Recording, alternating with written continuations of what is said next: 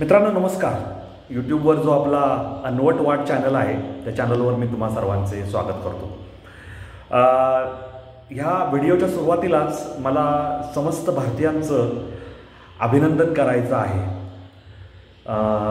तुम्ही म्हणताल की कुठल्या गोष्टीसाठी अभिनंदन करायचं आहे?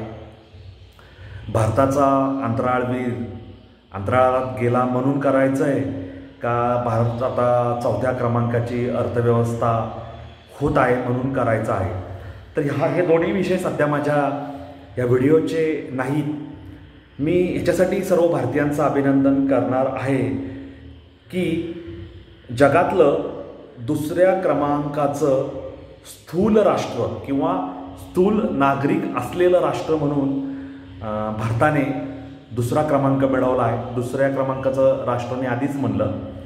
आपण या बाबतीत आता चीनलाही या बाबतीत आता आपण अमेरिकेलाही मागं टाकलेलं आहे आणि आपण 2ऱ्या क्रमांकाचं स्थूल लोकसंख्या असलेलं राष्ट्र म्हणून जे जाहीर झालेलो आहोत. लॅन्सेट या आरोग्यविषयक मासिकाने याबाबतचा अहवाल दिला होता की भारतात स्थूल नागरिकांची संख्या ही जगातल्या 2ऱ्या क्रमांकाच्या संख्येवर आहे.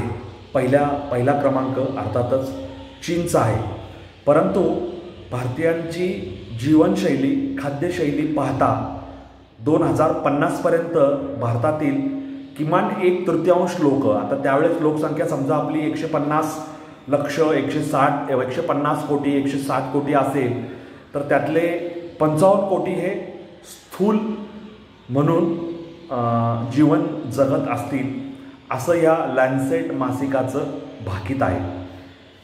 आता आपण हे समजून घ्यायला हवं की भारतीयांचं जी खाद्य संस्कृती आहे, भारतीयांची जी जीवनशैली आहे ती व्यायामाला पूरक आणि शारीरिक कष्टाला पोषक अशी नाही.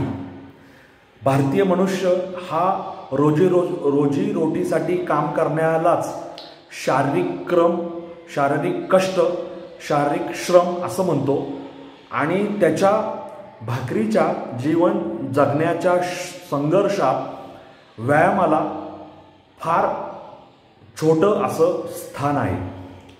आणि आता 2025 साली भारतीयांच्या तरुण पिढीची म्हणजे तुम्ही वयवर्ष म्हणजे प्राथमिक माध्यमिक उच्च माध्यमिक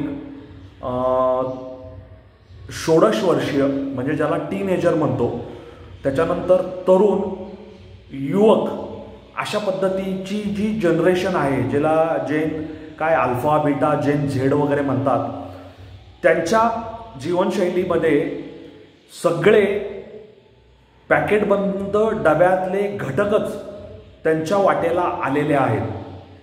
म्हणजे आत्ता ज्या मुलाचं वय 25 आहे, ज्याचा जन्म 2000 झाला, त्या मुलांना अशा प्रकारचं संरक्षित जीवन लाभलेलं आहे. म्हणजे त्यांचा जन्म ज्या रुग्णालयात झाला असेल तिथून प्रोटेक्शन म्हणजे आरोग्याचा असेल, वैद्यकीय क्षेत्राचा असेल, त्याच्या वाढीसाठी केलेल्या सगळ्या उपाययोजनांचं, त्याच्या संरक्षण सिद्धतेचं, त्याच्या शाळेचं, त्याच्या खेळण्याचं, त्याच्या 8वी 9वी 10वी कॉलेजच्या जीवनाचं हे सगळं प्रोटेक्टेड, बंदिस्त, सत्वहीन, त्याच्यानंतर आरोग्याला पोषक असेल असं काहीही त्याला मिळालेलं नाही आहे.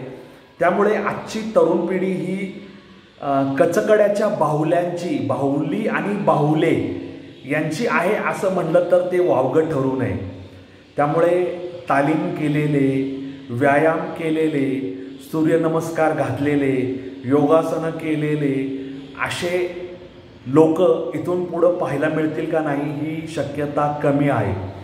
आणि आजची जी प्रौढ पिढी आहे ती सातत्याने संगणकापुढे बसून, तरुण पिढी लॅपटॉप पुढे बसून, आणखी घरातले जे सदस्य आहेत ते LED TV पुढे बसून पॉपकॉर्न खात, वेफर्स खात आपलं जीवन हे विरंगुळा मनोरंजन ह्याभोवती घोटाळत जगत आहे. त्यामुळे नगरसेवकांनी चौकाचौकात किंवा जिथं शक्य आहे तिथे ज्या व्यायामशाळा, तथाकथित व्यायामशाळा उभारलेल्या आहेत त्या केवळ टाईमपासचं, गप्पा मारायचं आणि एक प्रकारचं काय म्हणतात त्याला चहा टळकी करायचं साधन झालेले आहेत असं म्हणायला काही हरकत नाही. शेतकरी राबतोय, त्याचं पोषण होत नाही. ज्यांच्यापर्यंत चांगला पोषक असा आहार पोचायला हवा तो पोचत नाही, तिथं बालकांचं कुपोषण होतं आहे आणि तरुण मुलं मुली हे व्यसनांच्या पार्टी, क्लब कल्चर, हुक्का, बियर आणि हाय सोशल ड्रिंकिंग याच्या आहारी जात आहे असं म्हणायला काही हरकत नाही. आपलं पारंपरिक जे जीवन आहे म्हणजे पौष्टिक आहार, मग त्याच्यामध्ये उपमा, पोहे, शिरा, इडली, घावन किंवा काय आंबोळी, घावन अशा पद्धतीचं जेवण, भाकरी असेल म्हणजे ती ज्वारीची असो, बाजरीची असो, त्याच्यानंतर विविध प्रकारची कडधान्य असतील, डाळी असतील, चांगल्या प्रकारचं तेल असेल, चटण्या असेल, मेथकूट असेल, विविध प्रकारचे भात असतील, सणसंभारंभाला केले जाणारे पदार्थ असतील, हे आरोग्याला, जीवनाला पोषक असे होते. तो काळ आता सरलेला आहे. आता पाकिटबंद पदार्थांचा काळ आहे आणि तिथे एक्सपायरी डेट पाहून आपण आपलं उदरभरण करायचं, भूक लागलेली असेल ती क्षुधाशांती करायचं आणि कामावर जायचं, असं सगळं हे चाललेलं आहे. आणि त्यामुळे स्त्रियांच्या आणि पुरुषांचा पोटाचा घेर दिवसेंदिवस वाढत चाललेला आहे.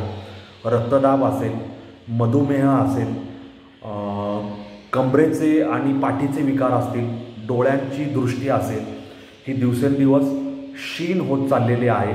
विविध व्याधी मागे लागलेल्या आहेत आणि मनुष्याचं जीवनमान हे खालावत चाललेलं आहे. हे आपण लक्षात घ्यायला हवं.